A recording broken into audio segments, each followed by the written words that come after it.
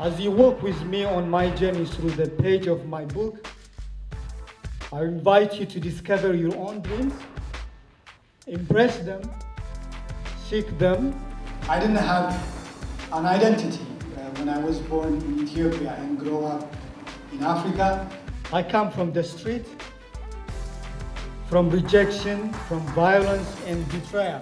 He was being cast out, he was hiding from war, from famine, from hardship. Denied the refuge of family. I struggle like a lion in the wilderness. So he grows from this little boy who sees war and describes it from a child's perspective, to asking the questions of why doesn't anybody love me? Why do adults do what they do? Even as a child growing up in Africa, I felt my life was different. My story was unique. And I knew that one day I would share with the world. Between Ethiopia and Eritrea, there is still war going on for almost 30 years. And the unique things about me was I was half Eritrean and half Ethiopian. And these two countries are still at war. I sought freedom abroad in Egypt and Japan, only to be imprisoned by bureaucracy. When I left my country, life would be better and I would educate and I would achieve my goal.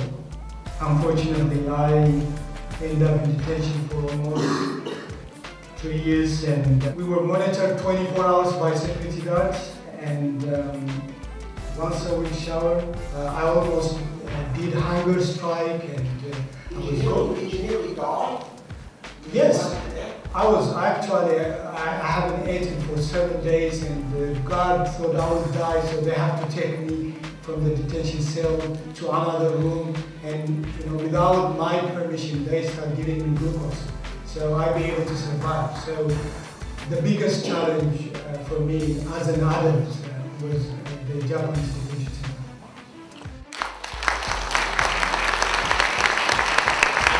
Since he arrived here and became an Australian citizen, he has been unstoppable.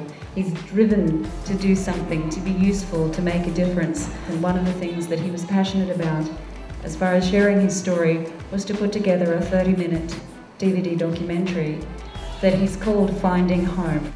In knowing ourselves, we can truly give to others. In giving to others, we make the world a better place. Thank you.